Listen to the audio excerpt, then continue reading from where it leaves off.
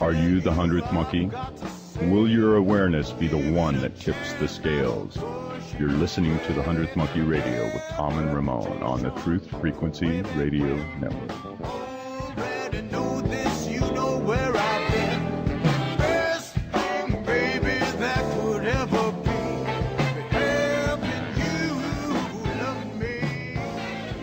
Welcome back to the 100th Monkey Radio with Tom and Ramon. Chris, we while you were giving out your website and where people could get the book, you kind of got walked on by the music there. Would you please share that with the audience again, please? Yeah, Tom, thanks. Sure thing. It's the Cristo Revelations is currently out of print, editing and adding a few things and kind of beefing up the chapter about Renato Longato.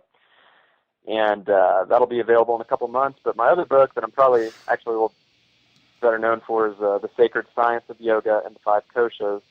And that's on Amazon and Kindle. And you could just go to Amazon and type in Five Koshas. And that's Koshas. And it'll come right up. And my webpage is called CrestoneYogaInstitute.com, and you can find out more information about the yoga teacher trainings that we do and our meditation retreats and all that good stuff. Cool. Well, I want to treat you guys all to a special guest tonight. We happen to have on here who agreed to come on here last minute earlier today. I got a hold of him, and he said, sure, why the hell not? Santos Bonacci, I think everybody here knows you quite well. How in the heck are you? Oh, great, Tom. Much better. I just come out of a poisoning, fluoride Teflon utensil poisoning. Nearly really? Killed me. Oh, yeah. Man. Oh, yeah. I rarely eat a lot of cooked stuff. I'm pretty much raw foodist, but I had a meal cooked in a Teflon pan about a month ago, and immediately after that happened, I got knocked flat with the flu. It lasted 6 hours, the most violent flu I've ever had in my life. And I just wondered to myself, why is it that I'm always getting flus? Anyway, someone sent me an article about Teflon utensils and DuPont's disclaimer about using their utensils. They admit that fumes called C8 fumes are released by cooking on Teflon utensils, and they give you flu-like symptoms, but they are reversible. Oh, thank God, DuPont. Thank you very much. Reversible flu-like symptoms. It's great when you get flu and you can reverse it. It's just brilliant. So that's their legal out, so you can't sue them. Pretty much what Philip Morris does when you buy a packet of cigarettes. They tell you that you're going to die of cancer if you smoke, so you can't sue them. But I was very lucky that caught my eye, that attention, that article, and I was so fortunate because I would probably still be cooking my breakfast every morning with my favorite little Teflon pot, which I've been doing for years. You know, I've actually heard about Teflon poisoning years and years ago, and I just kind of shrugged it off as, it's just somebody being paranoid. But I mean, and to be honest, I still have a couple of Teflon pans in the cupboard myself. I'm trying to get all the stainless, which my girlfriend is helping me push towards a lot healthier type stuff like that. But I don't know. There's a lot of stuff out there like that will definitely sneak up and bite you in the ass in this world if you don't pay attention. Absolutely, Tom. Absolutely. You've got to pay attention. I thought I was on top of these things, but there's always something. My brother was shocked. He said, what the hell? Didn't you know? I knew that years ago. Mum threw out her aluminium pots, but she didn't make a fuss about Teflon. And if she had have, because my mother was always on the money. She did not let us have sugar as children. She did not vaccinate us as children. She always made a home, coarse grain bread, which was embarrassing to take at school because people thought we were just freak. We'd have spinach sandwiches with wholemeal spelt bread, for instance. Mum was right on top of it, but there you go. This one slipped my attention, and I'm glad because I was able to post it on Facebook and warned many, many people. Yeah. Many who were surprised that I didn't know, since I, Right. I do a lot of this exposing myself, really, on the radio. I'm always exposing something or another, but this one, fortunately, I grabbed, and I'm feeling so much better now. All my vitality's coming back. I can feel it in my muscle tone. I can feel it in everything. I'm just getting stronger by the day. Oh, that's great. That's good to hear. So, besides that, what have you been up to lately? I know you've been doing a lot of radio and that sort of thing. Anything else in the works? Well, I'm going to Ecuador for the whole of May. We're going to make a documentary on syncretism in Ecuador. And then in June, I think I'm going to Italy for a month or so. That may not transpire, though. That might not take place because it's still a bit iffy. But this one's all locked in. Flights have been booked already. And then in August, I'm doing Truth Juice in the UK. So Truth Juice is going to be a biggie in the UK this year. I'm going over there for August. And then hopefully in October or November, go to Egypt to do a speaking tour with the Kemet School of Ancient Mysticism, which I was supposed to do last year, but it was cancelled. Holy crap, dude. Are you ever going to take a break? No. Until I will rest when the bar are behind bars, when the pedophile priests have been prosecuted, PPP, pedophile priests prosecuted, the bar behind bars, and the Vatican are totally defunct. Then I'll have a rest. But until such time, I will be out there working every day, 24 hours a day, to smash the fictions. And these are the three worst enemies that we have on the planet: the bar, the priests, and the Vatican, which is basically the bankers. Right. So, Santos, we have Chris online with us, and Chris, I want to make sure you know if you want to speak up anytime you want to, and if you have a question you want to throw at Santos, please don't be shy. We're just three guys sitting here having a chat. So, man, I would love to ask Santos about something. First of all, Santos, I mean, you're one of my teachers. I'd sit here and obsess over your YouTube videos and just it's hard for me to process all this information. One thing that was really special for me is something that you articulated so eloquently that I just couldn't really put into form, couldn't put into words, couldn't get thought forms around it. And that's the notion that the nectar, the soma, the philosopher's stone, whatever you want to call it, actually is created, and please correct me if I miss any of this, but is created actually in the brain and then makes its way down the spine first until it sort of feeds or catalyzes the kundalini at the base of the spine, which then is able to rise up the spine. But it takes first the creation of the soma in the brain in order to drip down the spine or the shishim, the nadi, or what have you, and sort of impregnate the sleeping serpent and wrest the sleeping dragon from its cave as it makes its way up the spine to the crown chakra, which leads to the sort of kundalini awakening or enlightenment experience.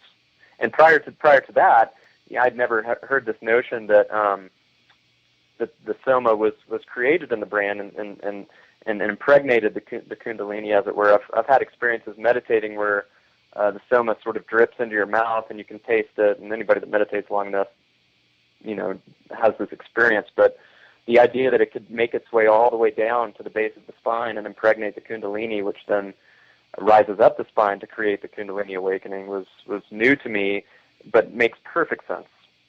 Perfect sense. So if you could just maybe elaborate on that a bit. Well, it does, you know, and the best way to enrich your understanding of this beautiful biochemical process, which is called ascension. You see, you transmute your lead into gold in your own body. It's the elixir of life is in the body, and you just described it. You just described it very briefly, but that's about it.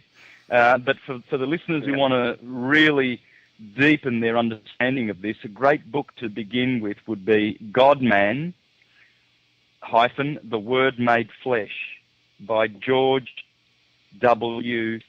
Carey, Carey. Now, in here he explains Santa Claus, Jesus, Samson, and all of these archetypes. Santa Claus, if you're a doctor, an anatomist, you would know that you have a claustrum in the middle of your cerebrum, and that claustrum is also known as the Santa claustrum or the holy claustrum. And that's for the reason that this beautiful holy cerebral fluid is produced there. And the other names for this fluid is manna in the Hebrew system, in the Greek system, Christos, yes, you heard it, Christ. In biochemistry, it's called chrism, Chrism. The ancient Romans called it wax, hence cerebrum, because ceres means wax. You know, so this wax or this oil, this Christ fluid, is so important. It's secreted from the cerebrum, and it gets differentiated at the pineal gland and at the pituitary gland in the third ventricle. Then it descends further, it goes down to the sacrum. So already, you see half of the process. It descends, goes down to the sacrum. This is why Santa Claus goes, the sacred, exactly. Keep that in mind, because down the bottom of your spine, you have the sacred area. You have the sacral plexus, for instance. It's a ganglion of nerve endings. It's a plexus. It's like a magnetic brain. There are 7 of these plexuses on the cerebrospinal system, and they're just sub-brains, if you like. They act like brains. The spinal cord is like an extension of the brain. And so this sacred plexus, right down the bottom of the spine, the oil goes down to there. Then every month when the moon transits your natal sun sign, in my case, Aries. I was born today. It's my birthday. I'm 50 years old. I'm Aryan. When the moon is in Aries, there will be a psychophysical germ planted in the solar plexus just above the sacred plexus. And that solar plexus is otherwise known as Bethlehem, where the little Christ, the chrism oil, is born every month. So the moon generates a seed within us. It's a spiritual seed. And when we ascend that oil, we send it back up to the hypothalamus so that we can reactivate dormant brain cells in the cerebrum. Well, we are doing what we're supposed to do. We are sublimating this oil. We're purifying it. We're purifying our bodies, alkalizing our bodies, returning the oil back to heaven. The head is short for heaven, which is short for heaved up. That's why your heel is down at the other end, down in hell. Heel, hell, heaven. And so we have this beautiful alchemical laboratory in the body, and many people are just throwing all sorts of junk down their esophaguses. You know, they've got, look, we've got aspartame and fluoride in the water, all sorts of toxic waste that legally has ended up in our food supply, legally.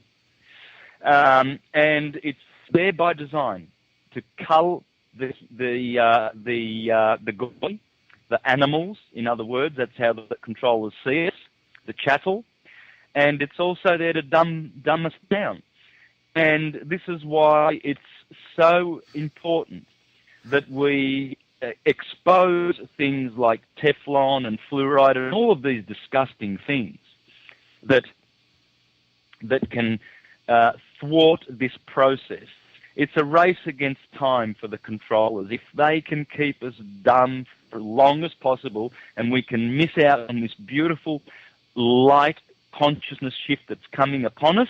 Well, it's already started since December 21st of December last year. Now that we are in the sign of the Lamb, Aries, this is a big opportunity for all of us to ascend those oils. Big ascension will happen in this month. Many things will happen in this month, folks. There are 4 planets currently that are going to be transiting in March. Especially look out for the 27th of March.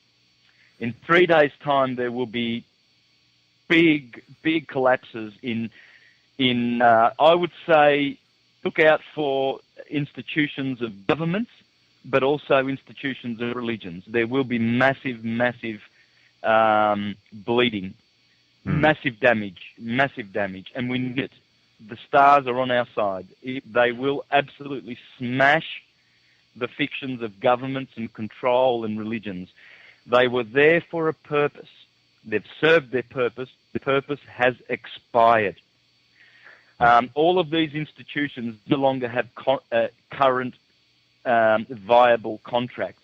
The Federal Reserve has not renewed its expired contracts since the 23rd of December last year. They had 100 years to do their damage. They did their damage. They are out of business. The Vatican is frantically trying to rearrange its structure because you'll notice that there's a Jesuit Pope. Well, Jesuits work for Saturn. It's the Latin Saturn Church. The other Pope was the Pope for Jupiter in the age of Pisces. He had to retire. He had to get out of office because Jupiter is no longer with us. It's Saturn. And this is why we have the first Jesuit in history. These guys are Saturnians. How do I know? Look at their logo. You'll see the sun with the letters IHS in the middle. Folks, the H in the middle, that is Saturn. Wherever you see an L or an H, that has to do with Saturn. So they're telling you that they are Saturnians. It's now the rule of Saturn. But unfortunately, they haven't got the memo yet that they will be no longer needed because we have awoken. And that's why they were around. That's why they did their dirty deeds, the Inquisitions and the Crusades and everything like that. It was for the quickening of humanity, to speed up the process of ascension so that the suffering would teach us. They're great teachers. They might be evil. Oh yeah, and they're pedophiles, and they're rotten, crooked people. But they are doing the work of God, folks. and God is not, God is a two-faced God. The demiurge, the God of this world, the electric universe, is a demiurge. So he's going to give good, and he's going to give evil. And he's been doing it for a long time now. This is why unity consciousness and unity speak is so important for us to get out of the dualisms and go back to unity where unconditioned consciousness is and which is our true nature. We can do it, and we will do it. And the ones who do achieve this will have many blessings. The ones who fail, well, they're going to have another go somewhere else, but good luck to them. It's very, very sad to see the blind leading the blind. And so this is why I'm very vociferous, and I'm on the air as much as I can, folks. It's my birthday today. I've got family around, and I could be just, drinking beer and sitting back and enjoying myself. I'm more happy to be on the airwaves because this information is crucial for humanity that is seeking ascension. There's no time to loiter anymore. We can do it. We can embrace the light, and we can be totally and utterly out of the darkness. Yeah, happy birthday, by the way, Santos. Hey, yeah. One of the hardest things that I had to struggle with, to wrap my mind around, was that double-edged sword when I looked out at the world, looked at religions, looked at our governments, looked at all the wars and the crap that's gone on in our history. You know, it took me a while to really accept and come to a place of knowing that there's a purpose behind all that crap that's out there, you know. Yeah, there is. Absolutely, there is.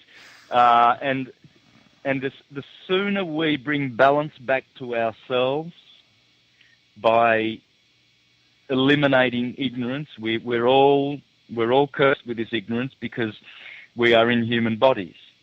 Having a human body requires that we accept conditions on our consciousness. Consciousness is free only outside of physical human bodies. But that is our true nature. Our true nature is Sat Chitananda, bliss, existence, and consciousness. That's all our heart requires. We never require anything else other than those three things: to exist, to be conscious, and to be blissful. And we can do that. It's within our grasp. What we need to do is go into the stillness and bring back the light that's in there, in our hearts, in our minds. We have that stillness. We have the magnetic stillness that we can just find by meditation. There are other ways. The best way to find that stillness and shut the thinking mind down, because it is thinking that is destroying, we are creating demons, we are creating thought forms which are destructive to us. You see people that have got twitches and you know, they're hunchbacked and they're sort of, you can see all these twitches, you know. That is a result of their own mind's doing. Right. And so we can free our minds. We can have powerful, clean minds that are able to think all things. Because once we meditate and go into the knowing, we have all the answers there. There is no priest, there is no king that can stand in for that process. This is why it's a blasphemy to see priests alluring people and enticing them to their books. You know, the Jehovah's Witnesses are doing that. They actually go out regularly knocking on people's doors to get people seduced into their Rockefeller-funded, mind-control, pedophile corporation. And the Mormons are doing the same. They've got the Smith family, Illuminati bloodline family that has invented their Jesus to save their group. And so all of these churches, they're just a bunch of supremacists. They're saved and you're not. You know what I'm picking up off of people right now, and what I'm seeing people do is that as soon as they gain any sort of real balance, you know, when they're the balance between spirit and mind, they're proactively doing something to help change this paradigm.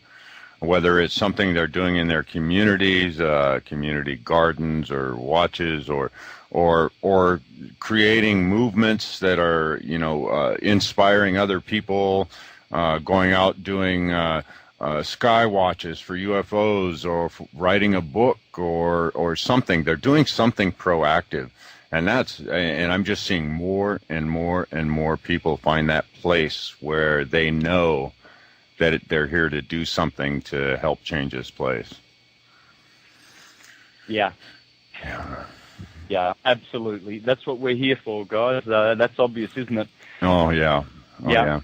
So something that Chris and I talked about in the first hour that I'd kind of like to get your input on, the Yuga cycle. Now, we weren't exactly, he talked about when it shifted from being a million-year cycle into the parallel with the precession.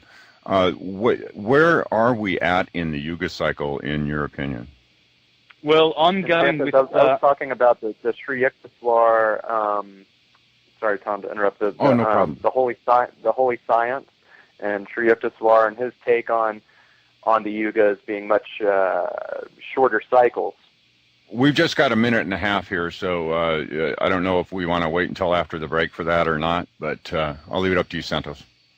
Well, I'm going with that too. Yeah, Sri Yukteswar cleared up a lot of confusion over 100 years ago when he wrote his little book, The Holy Science, and he corrected some of the not that the figures needed correcting. The Hindus are right on the money when it comes to their calculations, but we must remember that there are cycles within cycles within cycles, and it goes endlessly in this universe. So our 24,000-year precessional clock, that's about the one that we need to be in tune with.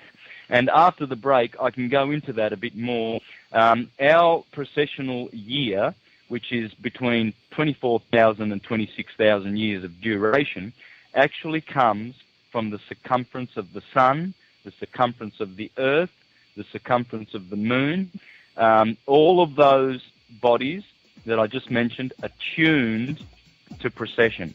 So we can do that after the break. All right. Thanks a lot. You're listening to the 100th Monkey Radio on the Truth Frequency Radio Network, and we'll see you guys after the break.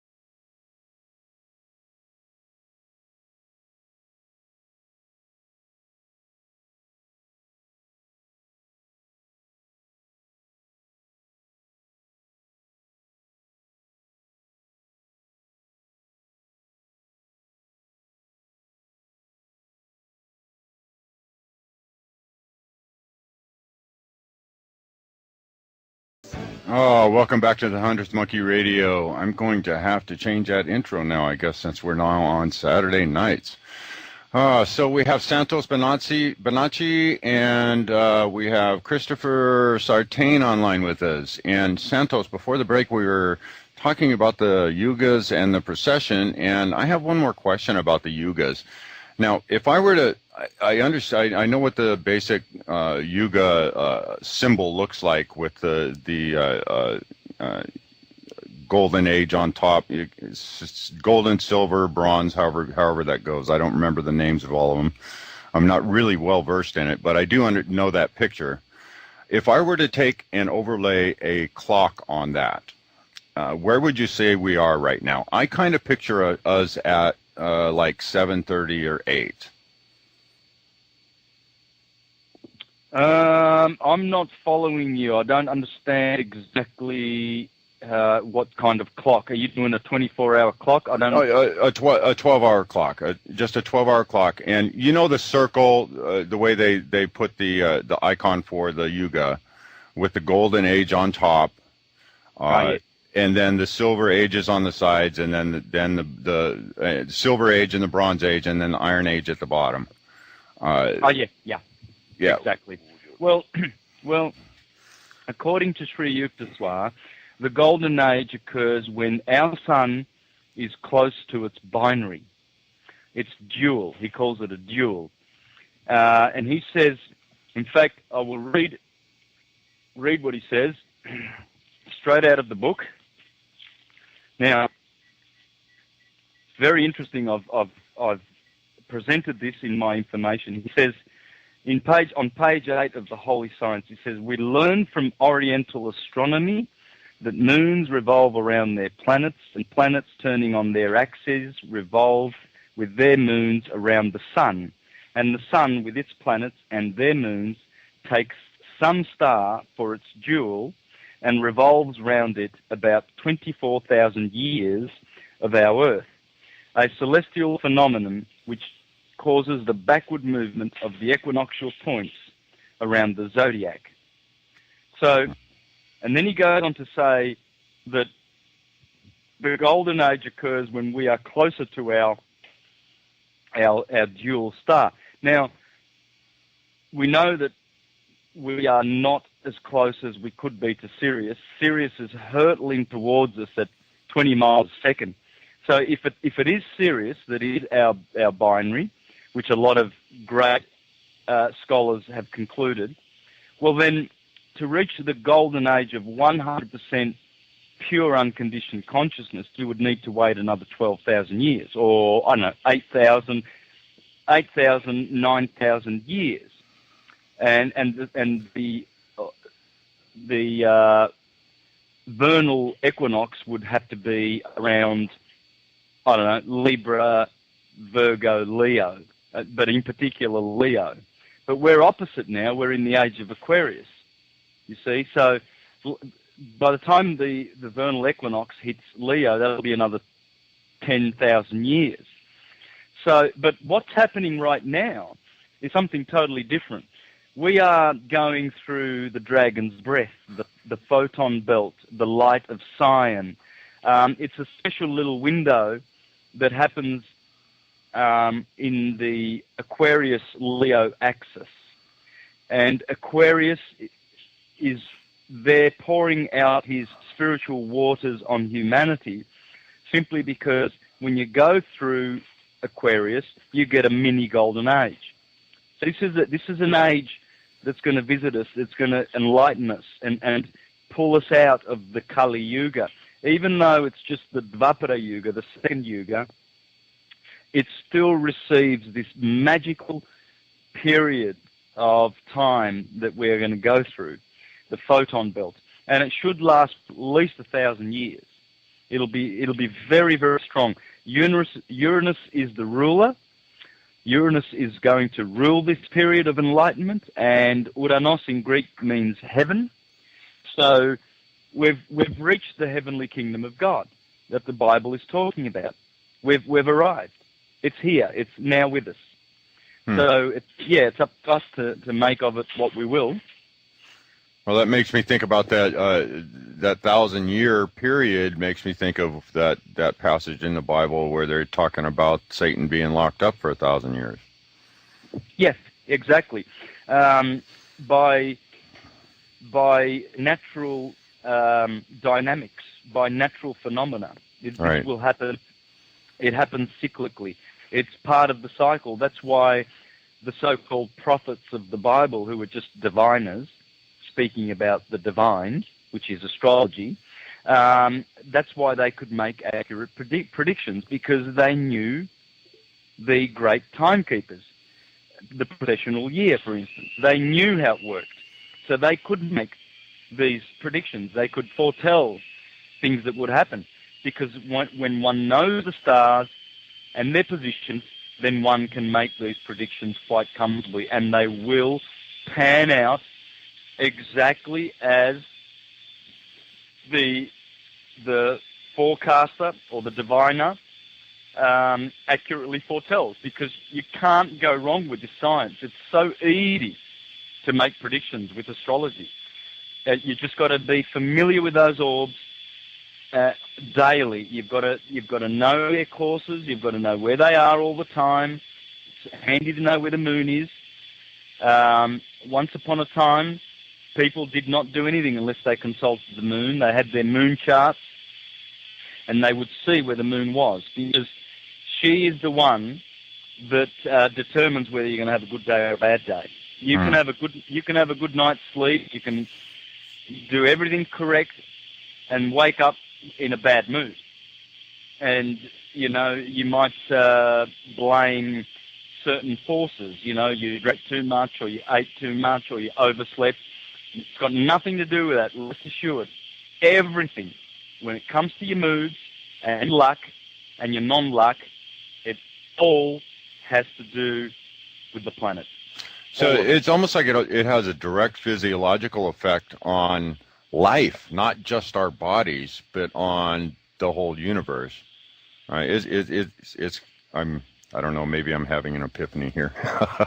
The effects, I always kind of looked at astrology just simply on the human terms, on how it, affects our personal lives and how it affects I even, understand the way it will, can even, forecast the destiny of nations and just about anything you can assign a birth date to. But I'm kind of seeing it now where those forces are having an effect on the synchronistic aspect of life and the way everything works around us. Am I onto something here? Absolutely correct. Absolutely correct. When you realize that you are a light body, your body has a beautiful magnetic toroidal field surrounding it. It goes, one of those fields is about 60 feet in diameter. And then there's another body much lighter but bigger than that, which is connected to that toroidal field. And so our magnetic bodies are in fields within fields within fields. And this is why you can walk down the street and you will all of a sudden, someone will make eye contact with you, and you're pretty much you're extremely aware of them, because what's going on is their psychic aura, their psychic field is merging with yours. We are constantly doing this when we're rubbing shoulders with people, in the same room with people. Our bodies are in communion. Not physically. Physically, to have physical communion, well, you'd have to have sexual relationships. But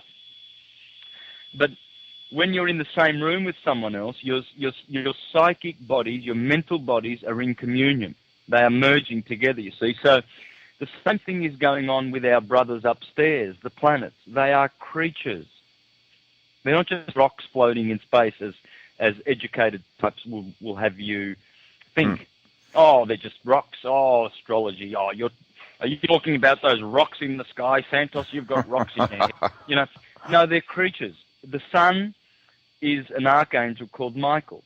That's Jesus Christ the Savior. Look, I am coming in the clouds, every eye will see me. It's a literary masterpiece of the Bible, and it teaches you about all the planets and their character, their archetypal purposes, and their archetypal energies. So we know what the sun does. It's the vital archetype. It gives life to this planet. Right now we are in Aries, the springtime, so you're going to see some blossom. Well, that's life. Right. That's the sun doing that. The sun does that every year when it enters Aries. It produces blossom. The moon does not do that. Neither does Saturn, neither does Venus. None of the other planets do that. The other planets do other things. You see, the moon is the psychic, the soul. So she's going to be affecting our moods, our water. She will lift our water when it's full moon, and we will be very temperamental. This is where you see a lot of crazy people come out of the woodwork on a full moon. More crimes occur on a full moon than any other day. More arguments with spouses and family members and siblings because of the water. The moon is playing with our water. The sun is playing with our spirit, or in other words, the vital force within us.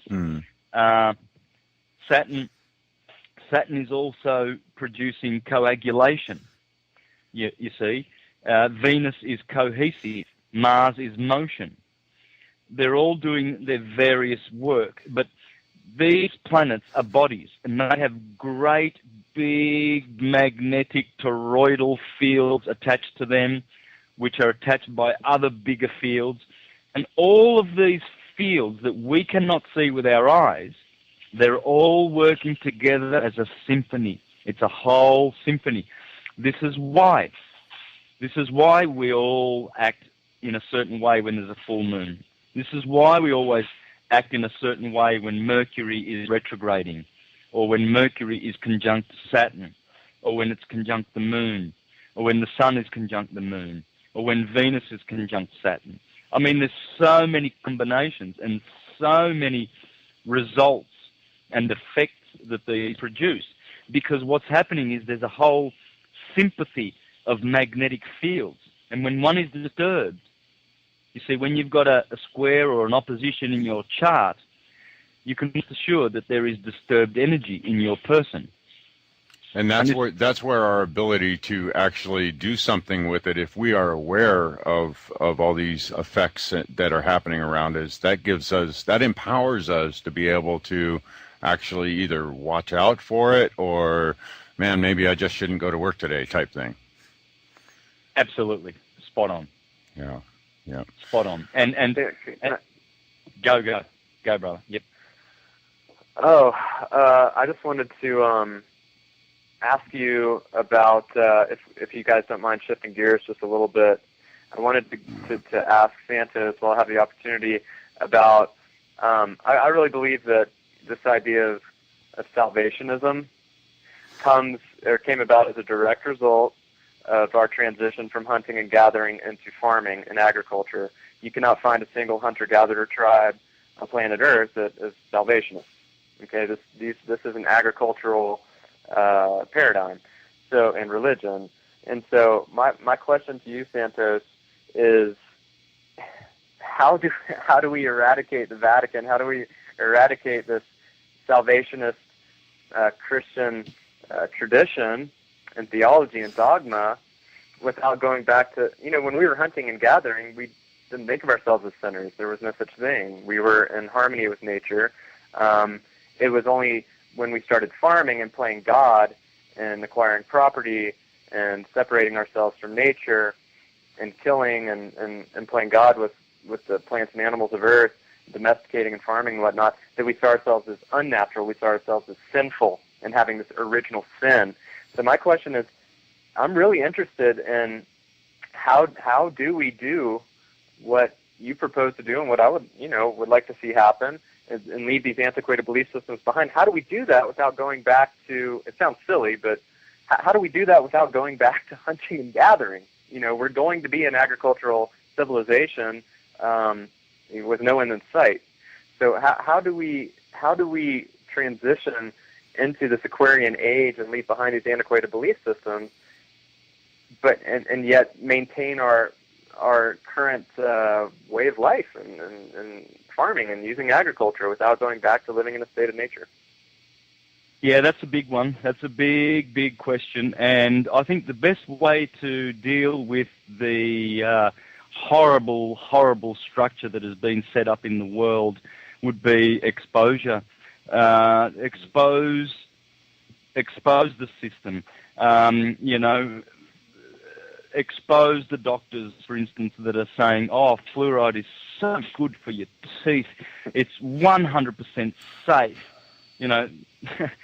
Expose these creeps. These guys have been paid to tell such lies.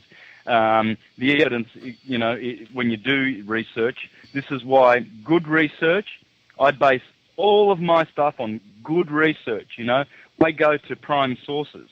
I don't, just jump on piggyback of other researchers. And I do my own research. I don't present anything that does not come from my own hard research. And then in that way, you can expose properly, because many people are not equipped to do the work of exposing because they haven't really done their own research. They're only repeaters. They repeat what someone else said. And this type of person is probably not going to be as effective as if they devoted, 6 or 7 hours a day to research like I do. And then they come up with good fruits to share. And so I think exposure is probably the best tool that we have.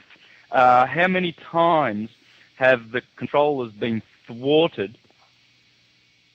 For instance, just an example, we know that they had plans for the London Olympics. They were going to pull some shifties, but there were so many articles and videos that turned up exposing the controllers and all of the secret stuff that went into the planning of the 2012 Olympics. Even the young man, Rick Clay, I think was his name, the guy that was killed or suicided or disappeared after he released his beautiful information about the Zionist Olympics. We have to deal with these people. We must deal with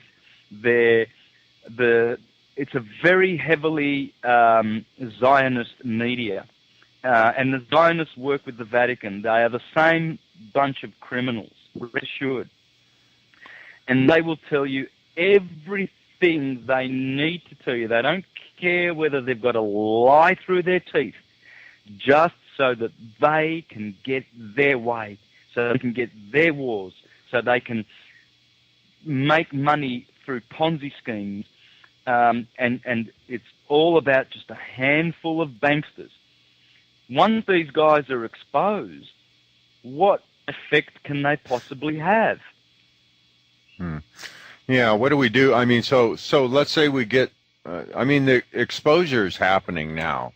I mean, it is happening. I mean, just like you said, the stuff with the 2012 Olympics, I was really surprised nothing happened there, because there was just every sign in the world that so they were going to try to pull something off. And, I don't doubt that they were, and I don't doubt that it was thwarted. What do we do after the exposure? I mean, how do we pick up the pieces from that point? I mean, it looks like, to me, oh man, it's a bear to wrestle around, even in my mind, just trying to play out any kind of scenario that is really balanced and beneficial for humanity, at least in the short term. I don't know. Do you see do you think we have to go through the turmoil, real tumultuous time? No, I don't think that at all. There are good creatures in positions of power on this planet right now. We are, let's say, when it comes to politics and influence, we are probably right down the bottom. But we're doing our work for this end, enlightening people, and you will find that help will come from above also. There's a lot of good work going on. There's a lot of prosecuting of criminals. You'll find that the Rothschilds and the Bushes and the Rockefellers are mostly in hiding right now. Many people are retiring, getting out of their jobs, because they know that the light that is coming and the exposure is coming will be unbearable for them very, very soon. The creeps that are still continuing to pretend that they've got, that they're still operative and viable, they're only making it worse for themselves. It's time now to repent and cease and desist. A few have realised this, and they've actually done this. They've changed, and they've gotten out of their wicked and corrupt jobs, because they absolutely know, and they always did know, that they were serving the wrong master. So it's time to align ourselves with the good forces, because we won't have to worry about the transition. How are we going to go to, from fiat currency and all of these poisons that we're so used to? How are we going to go back to natural living? Yeah, the light will come that will direct us. We will be receiving the light that we are from higher realms to be able to cope. Yeah, I think that's where the real type of faith kicks in. That instead of worrying about what's going to happen, I know this about how the universe works. At least for me, that when I do focus on when I focus on the negative in my own life, that I end up drawing more of that to me. But when I am able to visualize something, visualize that happy future, that fun time, that more of that has brought my way too. So. Yeah. Yeah. So we've got about a little over 3 minutes left. Santos, when are you going to get a book out there, bud? Look, at the moment, I don't have the time to write a book. For me to get, we're going to do the documentary. That's very important to me. And I'm getting the message out with the means that I have. Radio, presentations, webinars. But when I do get a bit of a rest and my schedule is not so busy, I will put pen to paper, because not only for the value of the information that will be of such great practical help to mankind, but also it will be good for the writer. You see, writing, putting pen to paper, is the best way to connect with your higher mind. It's absolutely the best way to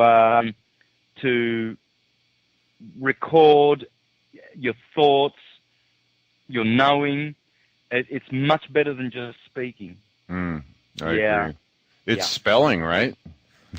It's very powerful. It is very powerful. It actually balances the two hemispheres of the cerebrum and gives you access to the Akashic record. When I write things that surprise me. When I speak, I'm just struggling all the time, because I'm dealing with thoughts that are coming constantly. But when I write, I'm more relaxed, and the thoughts are cleaner and far more sublimated in writing process. So I'll get to that. So you're working on a documentary now? Yeah, which we will produce in May in Ecuador. Yeah, I saw that one that came out here this year. 3 or 4 months ago that you were in? Yeah. Yeah, that was, I can't remember. What was the name of that? 2012, The Crossing Over. Yeah, that was actually a very well put together piece. So I would urge anybody to, it's on YouTube, so I'd urge anybody to take a look at that. And your website, Santos? UniversalTruthSchool.com. And Chris, one more time, your website, bud. It's CreststoneYogaInstitute.com. I want to thank both you guys for joining me. This is for the first Saturday night, Santos, and being your birthday. Happy birthday, dude. I'm just tickled pink that you were able to pop over here for an hour.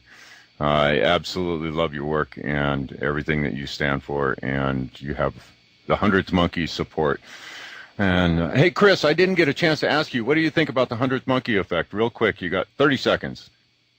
It's the real deal. I see it happening all the time. As soon as we get enough people meditating, Maharishi Mahesh Yogi said, once we get, I think, 1/10 of the population meditating, that's it, we're done. Game over. Yep. So, keep meditating, like Santos said. The more people we can get meditating and clearing their mind and experiencing infinite consciousness here on Earth, the quicker that 100th monkey effect will take over and everybody will wake up, man. All right. Good news. Well, I want to thank everybody for joining us tonight, and we love you guys. Condemnation without investigation is the height of ignorance, and the love you deny is the pain you carry.